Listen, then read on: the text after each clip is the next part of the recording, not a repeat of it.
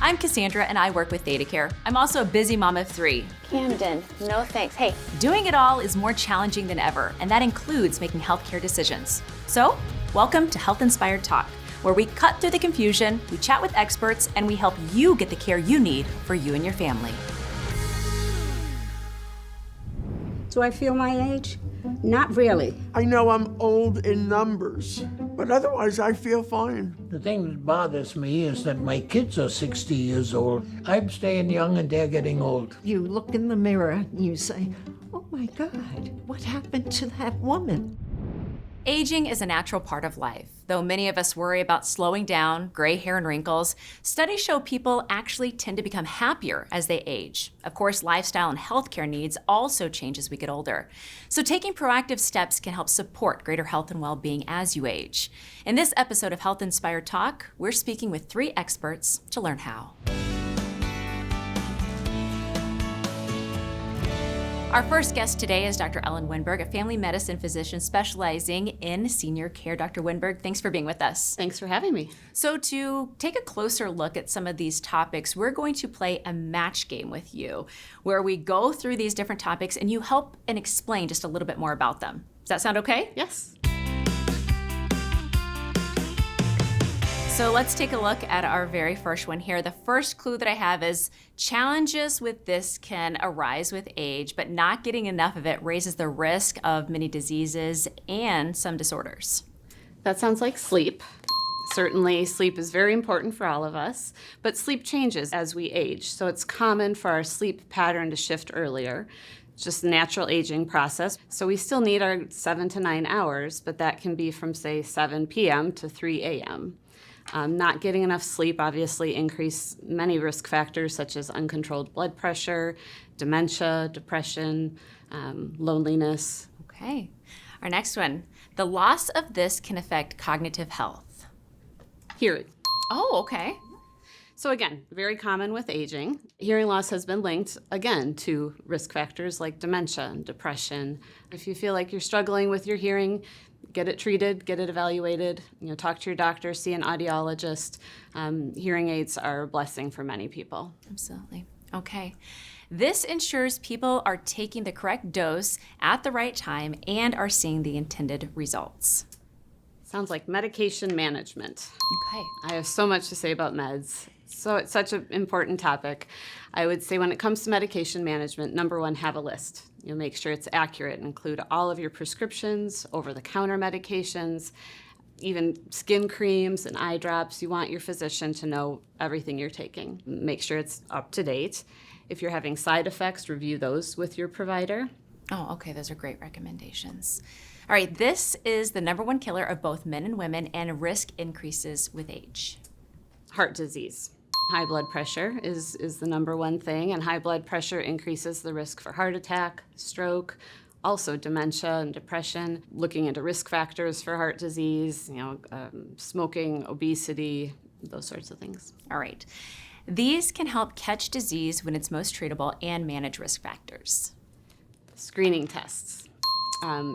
Screenings are tests that are meant to prevent and detect illness, and that changes with age and with risk factors. I would recommend most healthy adults at least once a year should get their blood pressure checked, their weight checked. They should be screened for hearing and vision problems, screened for dementia and depression, and then certain people will have specific screenings. So certain men may need to be checked for abdominal aortic aneurysms, and all women should be screened for osteoporosis at the age of 65. Okay, so changes with time. So just, again, probably having a conversation with your primary care provider. Of course, yep. Okay. Yeah.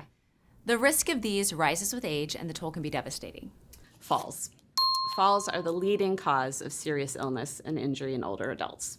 And they're preventable, and falls aren't normal. Mm-hmm. So it's important if you fall to tell your provider, reviewing your medications with your provider. If they're making you dizzy, that can be a problem. Leg weakness, muscle weakness, arthritis. And studies have shown that things like physical therapy, exercise, balance, coordination, Tai Chi can be helpful in preventing falls. Okay. This increases the risk of heart disease, depression, and cognitive decline. Loneliness.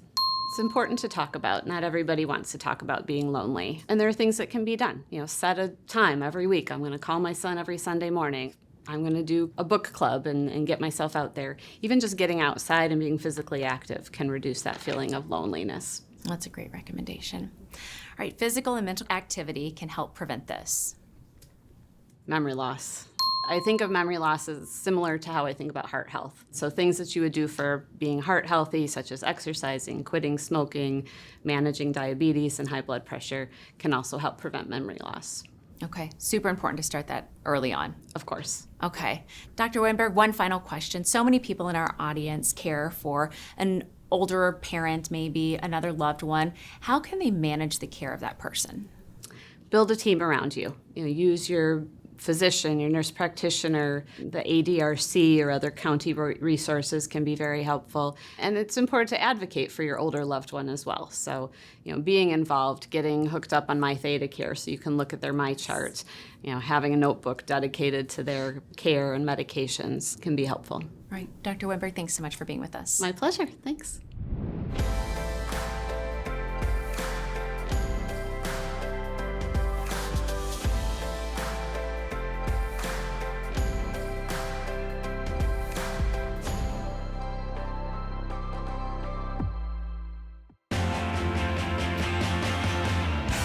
Studies show that as people get older, they prefer to stay in their home. It's called aging in place. And some people are able to do that with modifications and resources.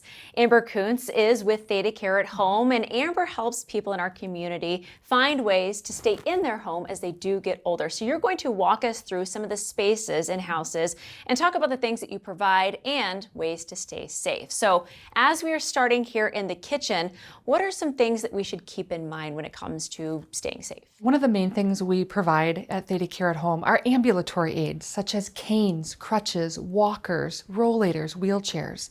One of the big things we hear from patients is when they're using a walker, it's hard to grab things to go from one room to the other or to do any sort of cooking. We do provide walker trays, which are very, very helpful. You can take the item that you're looking for out of the cabinet or the fridge, place it on the walker tray, and move to that next area. One thing for the whole home that we should talk about as well is you want to make sure nothing's on the floor. Have that clear area, especially if you're using an ambulatory aid or just walking. You don't want rugs. You don't want clutter. You don't want anything on the ground that could trip you up. In the living room, one of the main pieces of equipment that we provide are electric lift chairs, which really helps a person move in and out of the sitting and standing position. With mobility issues, you absolutely can have troubles sitting and standing, and that electric lift chair will just move you right into that standing position, and then you can slowly go into that sitting position. So when it comes to multi-level houses, what are some things that you can help with when it comes to getting people to and from places? That's a great question. We have a lot of people that may have trouble going up and down the stairs. At ThedaCare at Home, we do sell stair lifts. So it's a chair that you can go on a rail that goes right up those stairs and down those stairs. We can also do custom work inside or outside of the home. Oh, okay. When it comes to just overall space and safety, what are some things that you talk about with people? Absolutely. We like to do training and teaching, of course, with every patient that takes equipment from us. We fit them for it to make sure it's properly fit for them. We show them how to use it safely, whether it's brakes or wheels or different things with the equipment. We also always like to talk about make sure your smoke alarms are up to date, checked, and batteries are in there. All good things for anybody to keep in mind. Yes. All right, Amber, let's go to the next space. So in the bedroom space, what are some things that can help people in here? Yes, at ThedaCare at Home, we provide a lot of things for the bedroom, such as a bed rail or a bed cane. A bed rail is your traditional bed rail like here. It can be used to help keep somebody in the bed. However, it's also used for mobility. We carry something called a bed cane, which is pretty innovative. It's more of a small handle, a small rail, if you will, versus the large rail, where you can use it simply for mobility to hold yourself steady to get in and out of the bed. We also carry wedge pillows, so if you need to elevate yourself, your head, your feet, the wedge pillows can assist with that. Another issue in the bedroom is dropping something out of bed and you don't have the mobility to pick it up easily. We sell reachers and grabbers. Really just things to make it easier as we get older. Absolutely. All right, let's take a look at our next space. Okay.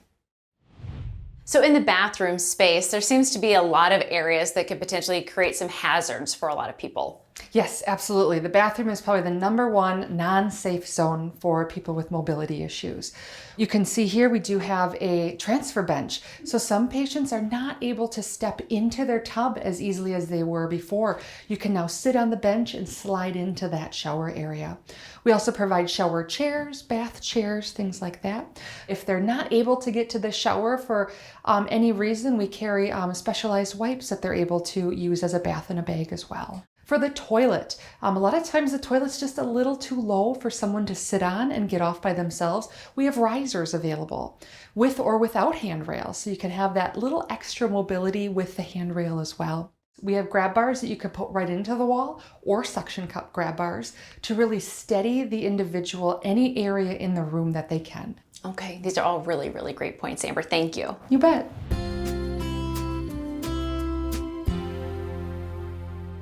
In our last segment, we're talking about advanced care planning. This is an important step for all adults to take to help ensure their healthcare wishes are known and honored. Jenny Sanderfoot is an advanced care planning specialist with ThedaCare. Jenny, welcome. Hi, thanks, Cass, for having me. Of course. So today we're going to start off with the very first question is, what is advanced care planning? Great question. So advanced care planning in general is a process that we do to have conversations and complete documents in regards to what we want our healthcare wishes to be. So Wisconsin is not a next of kin state, which means that even though you might be close with your family, or even if you're married, family members and spouses cannot automatically make certain healthcare decisions for you. You have to have a legal document saying who you want and what you want, and that should start at age 18. Okay. To help us take a closer look at this topic, we're going to take a look at some scenarios when it comes to advanced care planning. So we will watch some videos here and then we'll have you react. How does that sound? That sounds great. All right, let's take a look at the first video. Okay, this one's a big one. Are you ready? Okay. Here you go.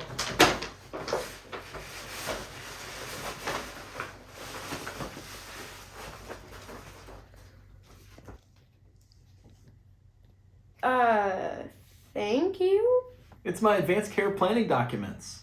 You don't have to worry about my healthcare decisions now. Oh, that really is a gift. Right? Okay, so funny take there. Advanced care planning is a gift. Thoughts? Have these conversations early and often, have that document done, because we never know when something's going to happen, whether it's, an acute illness or an accident. And if something happens, we really want to honor our loved ones and make sure that we make the decisions that they want. So all that stuff can be avoided if you have that document and we have those conversations, so my family can be there and be present for me and not have to worry about all that other stuff. No, those are great. Okay, let's take a look at our next scenario. Hey, I brought my 18-year-old daughter to her annual checkup, and they gave her an advance directive. Weird. Well, she's 18. She's an adult now, so it's important to start thinking about those things. Thoughts about that? That's actually one of my favorite things to see is when kids are turning 18. Getting it done when you're 18, even though most kids are still in high school, because when you're 18, you're 18. And to keep having those conversations, because obviously things change as we get older. Our wishes at 18 are not the same at 40, 60, and 80. So keep having those conversations and update your documents as needed. That's great. All right, our next scenario. So talk to me about New Year's resolution this year. I am finally going to clean out my utensil drawer. I am so excited about it. I love that for you. Thank you. That's on point. How about you? I have been putting off my advanced care planning, and this year I'm going to make it happen. Awesome. Good for you. All right, that video. Well, when you're not comfortable doing something or haven't done something before, generally you put it off, right? It's usually what happens. So that's why ThedaCare is really focused on having advanced care planning resources, clinics, classes, people here to help you complete those to make sure they get done sooner rather than later, and then make sure that they're valid and that they're correctly done. So just one appointment and you can do everything at once. Yes, come on in, we'll help you get it done. We walk patients through who they want, what they want, make sure their document is done correctly. We provide the 2 witnesses that are legally needed. We make you all the copies that you need, get it scanned into your chart, and it's all free. Okay, perfect.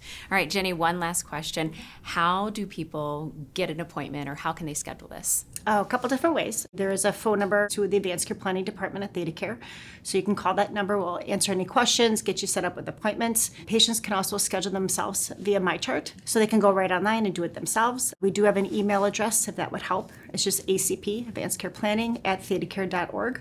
We do have 15 different clinics in 9 different locations every month throughout the system, including all the rural areas, to make it easier for people and less driving.